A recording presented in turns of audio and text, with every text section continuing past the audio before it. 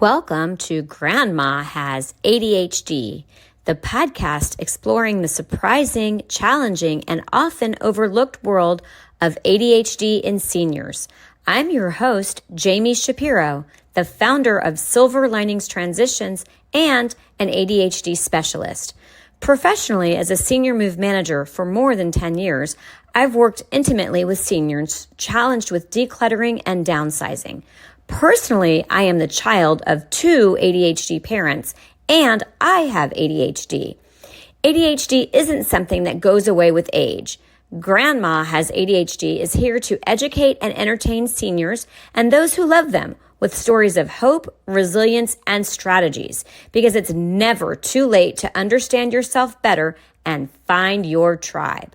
Let's get started with today's episode. Hi, welcome to today's episode of Grandma Has ADHD. I am very excited today because I have a friend and an industry colleague that works with me in San Diego who is joining. She also is an unofficial member of the ADHD Club. So as I've shared with many guests, a lot of us suspect we have ADHD, but there's not been a formal diagnosis, which is actually 85% of the population hasn't been formally diagnosed. I haven't been formally diagnosed, actually, but Janai Quintana has a lot of initials behind her name, MSW, Masters of Social Work. I'll let her explain a little more about what she does, but I'm excited to have her today because she has worked as a life care manager. She works with the company Aging Focused and has been working with seniors for more than 30 years. I am going to let her tell you a little more about what she does, but I also want to share that I am very grateful, Janai, that prior to recording this episode, I asked if I could out you as someone with ADHD. And it's unfortunate that we have to have that conversation. And I am definitely doing my part to destigmatize ADHD because I think there are so many gifts. And I would say, Janai, we're going to talk about that today. We're going to talk about your ADHD and how it helps you in the work that you do, but also what it is that you do, because we are coming into the holidays. And I know I'm just going to say this, in the podcast space, you're supposed to make things evergreen so that you don't know when they were recorded. But we are recording this as we are in the December holidays and people are going home. And I think this is going to be really important information for people, whether they have ADHD in their families or they don't, because she, works as an aging life care manager. So Janai, that was a really long-winded introduction.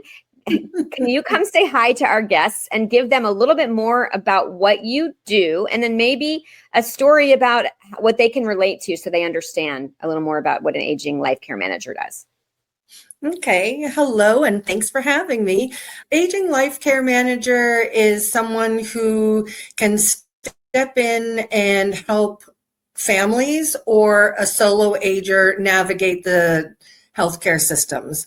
And it's very complex, knowing what questions to ask a doctor, knowing how to then go home and take that information that you got at the doctor's appointment and put it into action. Why do I have to take these medicines and at this time or not? So trying to help families understand this is the diagnosis.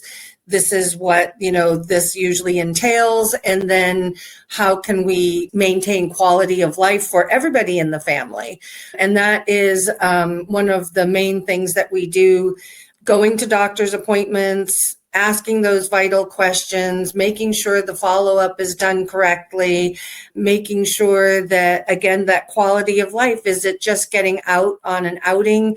Is it just having someone come check in on you once a week or once a month? There's no set schedule, but it's getting eyes on person. And this ties into around the holidays when families come to visit, things that we look for when we go and do a visit, and making sure that they are getting the proper level of care that they need to stay healthy and safe in their homes. Or we also help with the transition. And this is where we also know Jami is working with that transition from home to either a smaller apartment or into a community.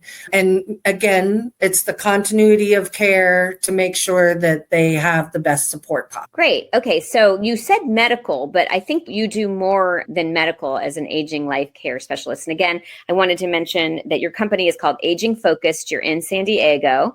And Janai mentioned she works with me, but actually Janai works with my company, Silver Linings Transitions, because I could not do what I do by myself. I have ADHD. It is my superpower, but I can only do so much. And I definitely want to bring ADHD into this conversation as well, Janai. One of the things that we talked about, we had a little technical error. So we decided that we were going to re-record the beginning of the episode. But one of the things that Janai shared was that she actually sees ADHD as a superpower when she is working as an aging life care manager. So I wanted to share a little bit about that, and then also go a little more into maybe a relatable story that someone who's listening would understand, like when would they call an aging life care manager? And also know that Janai is part of a national association, which we will put into the show notes. If you're in San Diego, of course, she would love for you to work with Aging Focused. But so Janai, bring in both. Tell me a little bit about how ADHD helps you in the work that you do. And then I'll ask you the next question. I think with ADHD, some people see as a negative that you can jump from one thing to another. And does that mean I'm not focused on one issue? No, but I'm able to change my plan on a dime if I have to, or I can juggle many balls up in the air at one time. So if all good intentions, you plan on one thing as your plan with the client, and you might show up and they've fallen, and then instead you're getting an ambulance and you're going to the emergency room. It's coming in and your plan is to go out and do an outing, but the client isn't dressed and is having a meltdown because they can't remember where they're going and why they needed to get dressed up today. So there's a lot of different things. And then it's also helping direct the interaction, or facilitating is a better word, the interaction between the family members that don't live here or that do live here, but they just can't deal with all of the complexities of aging because they're working and then they have children. And so it's that sandwich generation that was being pulled in 10 different directions. Then they're like, I just don't understand what's the process here. And so it's helpful to have a guide to help you through the different stages of a disease. Dementia is one, but there's all sorts of things, Parkinson's, cancer, and having that support. And it's also a lot of times family conflicts cause more of an issue because siblings can't get together and they can't work to help mom and dad, or it's kind of like, well, how do I do that and still stay true to myself and my life that I have? It's too much. It's too much of a burden. So then we get that phone call. This is usually our busiest time of year because, as you said, families come to visit for the holidays and they're realizing that over the phone, mom sounds great, or over the phone, they both can get on and say, oh yeah, everything is fine. And then when they come to the home, they see that there's clutter, or that the room there's nothing's been cleaned out of the room for gosh knows how long. And the refrigerator, right. The refrigerator tells a lot. And you come in and you're like, oh, well, let's look. And I've gotten resistance on letting me look in the refrigerator, especially if I find something. And then I say, okay, well, I'm going to have to do this on a regular basis. And they'll be like, no, they don't want me in there. But it helps both of us, me and the client, because now I'm knowing that they're not eating food that's gone bad. Or it's like, I'll pull something out and they go, why do you have 15 little tubs of butter? And it's like, well, it comes with my roll, with my dinner that I get every night. And it's like, if you're not going to use it, why are you saving it? Because you're not going to use it tomorrow if you didn't use it today, and they'll give you another butter tomorrow. So Well, it's that kind of thing. Another great thing to look for, especially if someone has a cognitive impairment, is the clothes. The clothes in the closet.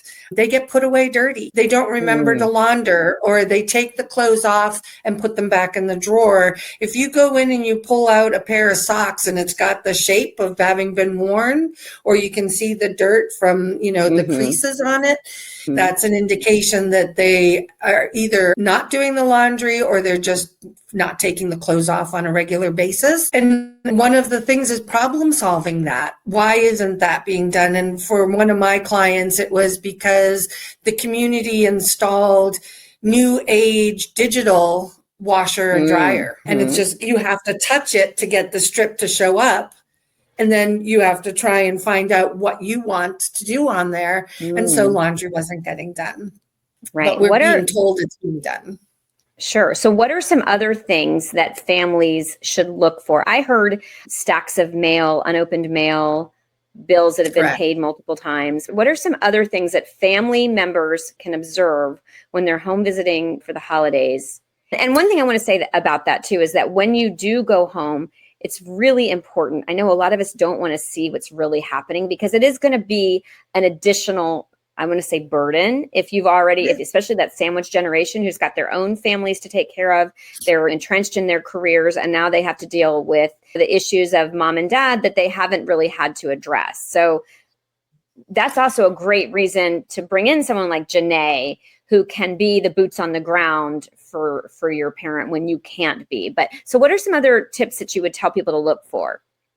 Well, like cleaning, even if you've paid for or you've arranged for a maid to come in or someone to come in and clean, that cleaner is going to do the best they can. But if the person is like, nope, I don't want you in that room, or I just want you to do the bathrooms, and then you come and you look under the sofa and there's an inch of dust, or you look in the office and there's things like newspapers, piles of newspapers. And it's like, did you read the newspaper? Oh yeah, I put it over there I pile it there so I can get to it.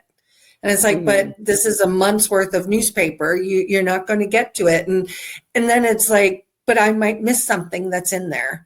And it's like, well, whatever was in there a month ago is old news. So let's throw it away.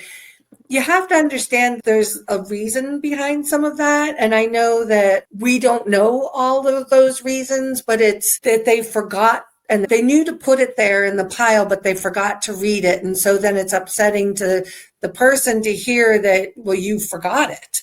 And it's like, I know I'm forgetting things. And that's the hardest part, is when they start realizing that they're forgetting. And then you're coming into their home and you're pointing it out. So it's like how to gently notice those things and then reaching. And if you get into a fight because you're pointing out these things, then your family get together is ruined. And it's like, but then the family members start ruminating about it and worrying about, if this is the month's worth, what happens if I don't come back until March or April, and what's going to be the situation then? So that's when we'll get a phone call and it'll be like, I noticed the medications, looking at that medication bottle, seeing when it was refilled and how many pills are still in there. Because they might keep getting refills, or the refills are coming into the pharmacy and they're being delivered. And then you have 90 pills.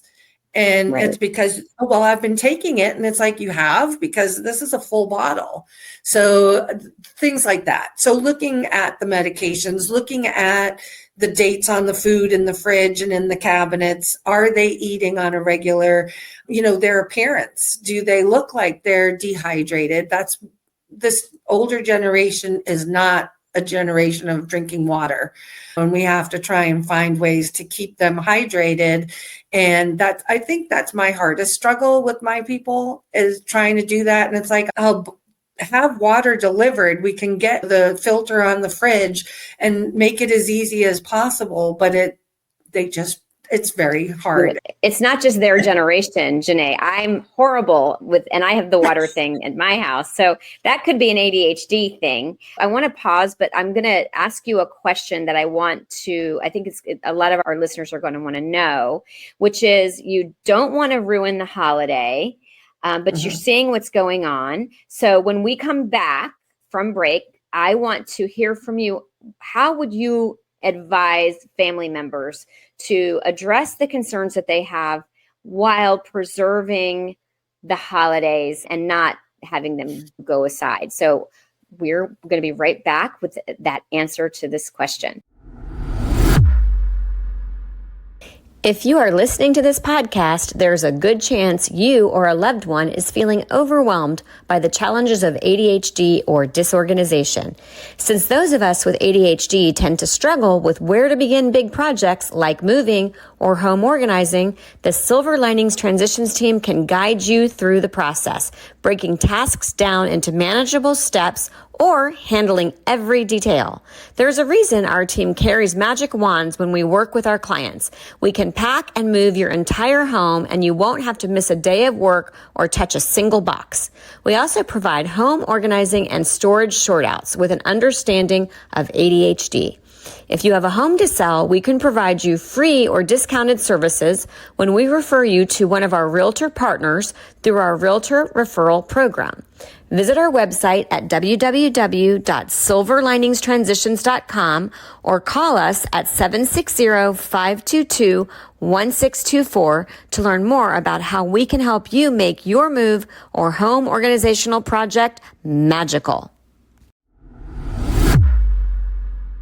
So we are back with Janai Quintana of Aging Focused, and we left with a cliffhanger question. But before I have Janai give the answer, one of the things that she brought up that she notices is a lot of her clients or our senior parents not necessarily taking their medications and getting a backlog. And I wanted to share with you, Janai, I do that. I have gone to like an integrative medicine person. They've done my blood work. They've given me all of these pills and I can't keep up. And so it's interesting because people with ADHD have executive functioning issues and we will forget to take pills and so I could see a backup in my own, and I am thankfully not a senior where I am reliant on that medication to maintain my health.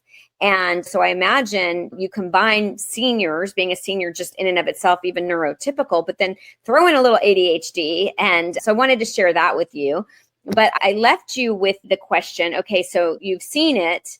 And I want to mention one other thing that I have been told is really important is to get your parents out of their house and see how they're navigating in the world, because they have figured out sort of how to get around in their space, but take them, or you're shaking your head. For those of you who are listening and you can't see Janai. Yeah, sorry. Take them out and see how they're navigating the world. But Janai, so I left you with, okay, you've observed this is happening. You don't want to ruin the holidays. How would you advise a family to move forward? Okay, so confrontation is not what you want. What you want is if you come in and you observe and you can ask, how long has this been going on with the stacking of the papers or whatever? You can tell yourself when you're looking at the medications how long that's been going on. You can tell by the dates of the food in the fridge how long that's been going on. So it's like take in the information, but don't make a big deal about it, because then that's going to upset the apple cart, if you wish, and then no one is going to enjoy your visit. So it's kind of like how we've all been told when you see someone you're visiting with someone with dementia, be in their world. And that goes into what Jami, you were saying, is anyone can pull themselves together and show a good front. And this is what happens at doctor's offices. You go in for 15 minutes to a half an hour. They can pull themselves together. They can pass all the questionnaires that they give them and present very well and sit up straight. And I'm independent. I've always been independent. I do this, this, and this, and I'm perfect. And the doctor puts that down. And I'm in the background going, oh no, it's not that case. And then I'll say, I'm sorry. You and I both know your memory's not the best. Can I tell them what I've been seeing for the last month? So when you're visiting with somebody, like you said, getting them out, watching how they walk. Do they lead or do they follow you? Are they not sure where they're turning? Do they find your car and they're very proud of the fact that they found your car? Or I'd be proud to find my car, Janai. where would you like to go eat? Looking at some of the places you've gone to in the past, are they still going there? Because sometimes they've forgotten how to get there. And if your parent is still driving, let them drive you. Right. And also look at the car. I've seen that in senior clients where that car is banged up. And that can also be an ADHD person as well. We tend to have a little more fender benders. Okay. So how do you bring it up? That, it's scary to let them drive, but it is one of those where take all of that in. And that's when you then say, okay, you don't want to be the bad guy. But these are the things you've noticed. So then reach out to an aging life care manager, call and say, these are the things I've noticed. What do you think? Could you come out? And it might be while they're here. A lot of times they'll be like, yeah. And I was going to say, go ahead. No, I was going to say, we have the same issue actually as senior move managers. A lot of times we tell family members, don't be the person to sort through your parents' things with them, because that is going to put you in a confrontational situation. Let it be a professional, right? Or let it be a friend. So I agree. I think it's better to have somebody else deliver the message and just, hey, I have some concerns. Children, it's the same thing. Your kids don't listen to you, especially teenagers. Right. When you're telling your teenager, you cannot do this, it's the exact same. When you tell your parent, you can't do this anymore, you can't drive, I've seen you, you can't do it. No, it's send that note to the doctor, send the note to the DMV, they come out and say, we feel that this and this. And then when it comes from us, the families are like, the family steps back, lets us do it. And the person is more accepting of it because it's not a family criticism, and the family might not be present. So they're not seeing the weakness. And a lot of times when we're joining at a time when the person kind of knows they need help, they accept it because they're like, okay, I've got someone who understands me, because my kids don't. They don't understand what I'm going through. So therefore, this person, and I'll say, well, you've never been 97 before, but I've worked with 97-year-olds for 30 years. So I can tell you that this is normal. They want to feel, Yes. People want to feel like they are just like everybody else. And I will also say, in the role of parents, and I actually have a 16-year-old still at home. So I related exactly to what you say. Teenagers don't want to listen. But I also know that our senior clients, they still view themselves as the parent. They have been the parent, and they don't want to be parentified by their adult children. And it's really important that we bring in the resources that we need to, so that they get to maintain that parent-child relationship. And I know one of the things that I share, especially when it may be time for a parent to move to a community, and it's very hard to have that conversation, but to say, hey, as your child, I'm worried about you, and this is causing me a lot of stress. And then we as parents get to look at, we want to protect our children. And so when they see it from that other side. So I want to go back to ADHD. I think you gave some really, really amazing. But one of the things you said that you felt that you're able to juggle and wear many hats as an aging care manager because of your ADHD. But I want to bring another one to your attention that you may not know, that I have learned. And that is that people with ADHD tend to do very well in crisis situations. We actually, because we are deficient in dopamine, and a lot of people with ADHD do take stimulant medication. I'm going to say this right now. I am not a doctor. I'm not advocating for medication. I am not medicated. But what a lot of people do is they have to bring their brains up to a higher level. We don't do well with boredom. We need lots of things going right. And so I call up someone with ADHD like a MacGyver, because we can like problem solve in a way that other people can't and come up with really creative and unique. So that would also make you, especially when you're dealing with someone's life, being able to look at all of the different resources and components. So I wanted to just share that with you as another way. The other thing I noticed because of the ADHD is I'm a procrastinator. And when I sit and look back, in college. It was like you had a paper due, like my thesis, and it's like, oh, it's due in a week and I've only halfway done. And it's like, so then having that short goal or that short time to get that goal done, then I did really well because I did that. And, yeah, they're reframing procrastination. It's not always bad, to your point. Like sometimes that we do need that heightened. And you mentioned that you didn't really notice your ADHD until your children weren't being driven around. I know for me, I did very well with the crisis, or not the crisis, but the chaos of having a lot of children who need to be different places. And I still find that I overschedule myself, which is my form of hyperactivity. So I go from thing to thing to thing to thing and bring it on myself. And so that's another ADHD thing I like to share. Yeah. And it's to the point too, that I can be having this conversation, but also listening.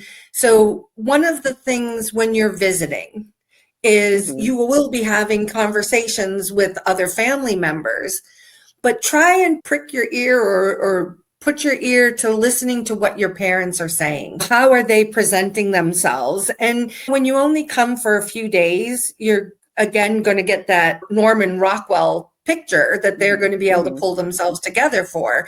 But if you start hearing them, because they might tell you, oh yeah, no, everything's fine. And then in the background, you hear them say, someone that knows them and has been here, and they'll say, oh yeah, it's so good that you got over that really bad cold before everyone came.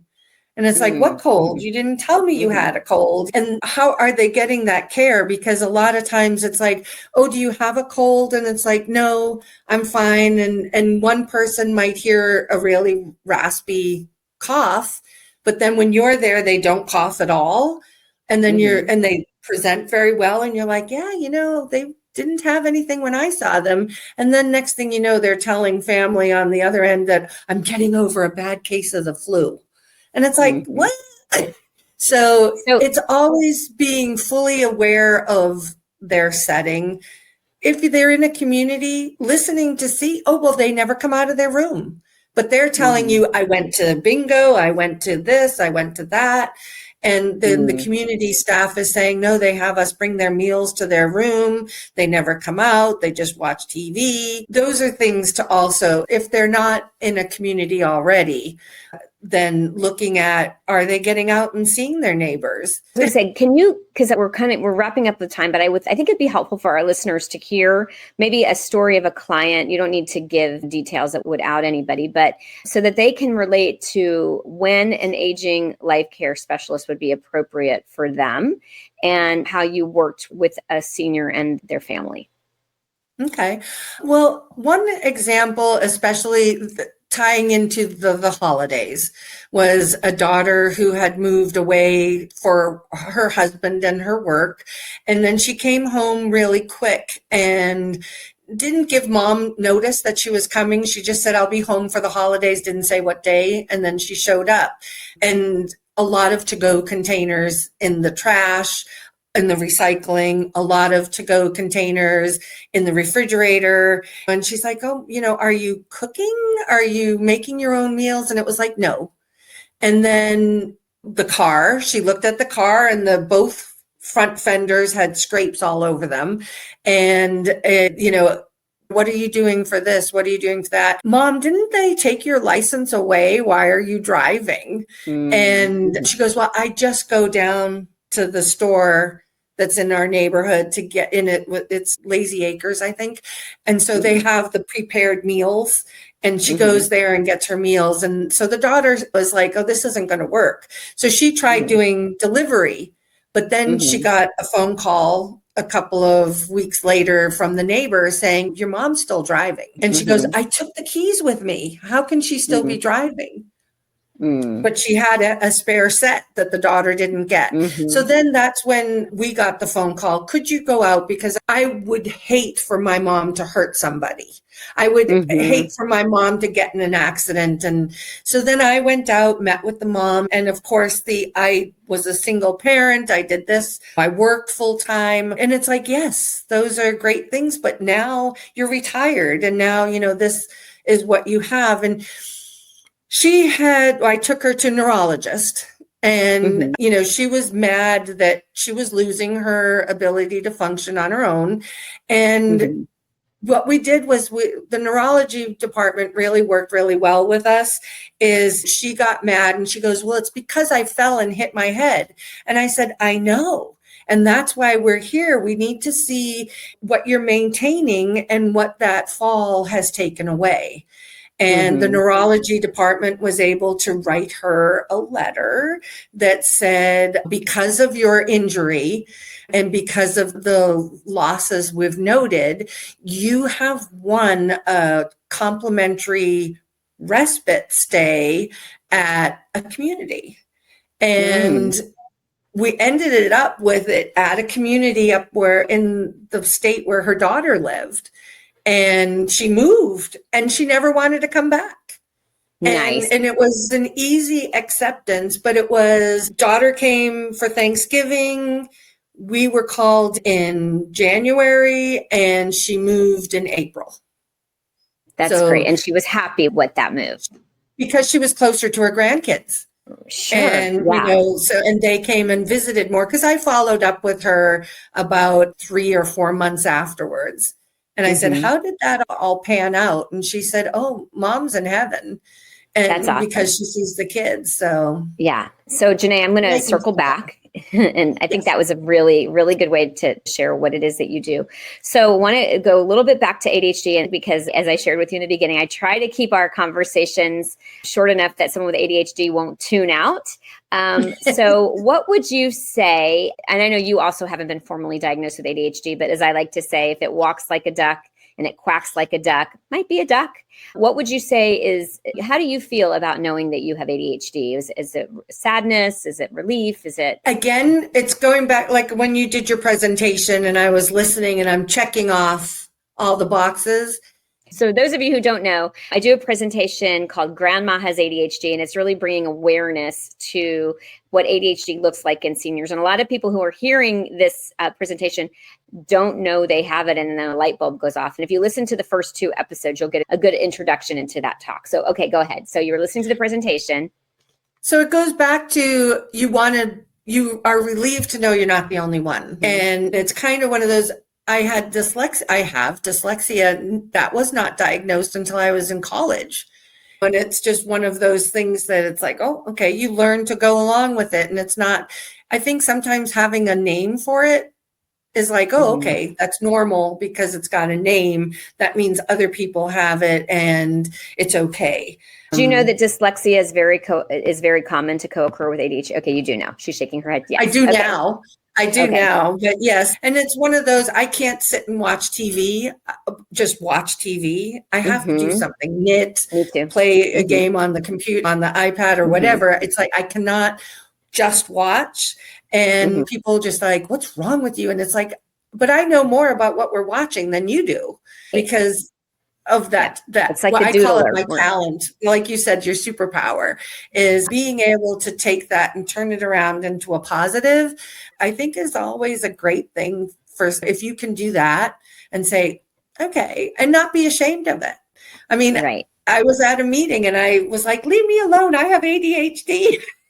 And they were all like, you do? And I'm like, well, I'm pretty sure I've checked off all the boxes. And they were like, oh, and it's like, so it's like, if I'm doing 3 things at once, it's okay. I'm still paying attention. Right. Well, they do say that it's better for us to focus on one thing at a time, but I totally get when I'm doing something that doesn't use a whole lot of brain power, I am playing a game on my phone. I totally get it. So with lasting words or parting words for someone who might be listening to this, and we have a couple different people on this one because this one's a little unusual in that a lot of times the conversation is geared towards the senior with ADHD. And by the way, I'm defining senior as over age 50, although I know that we're not technically seniors because there's not a lot of attention paid to people 50 and over in the ADHD space. So we left a lot of advice for the families, but what would be your advice if a senior who may have ADHD is listening and they are coming to terms with, hey, I think I'm part of this club, what would be your parting words for them? Well, and reaching out. if not to an aging life care manager, reaching out to someone to get more information and trying to, for sure, do I reach those? Ask your medical professional, is this something that I have?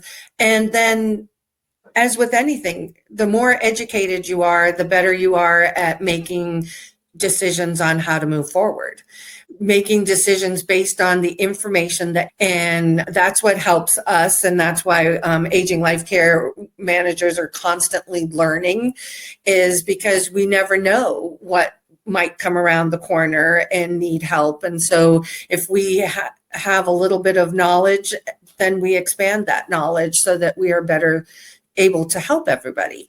Which when we have our conferences, and I'm just going to tie this in real quick, is when we brought up having Jami come present at our conference, everybody jumped at, does grandma have ADHD? Because we're so quick to say, oh, it's dementia. It might not be. Absolutely. No.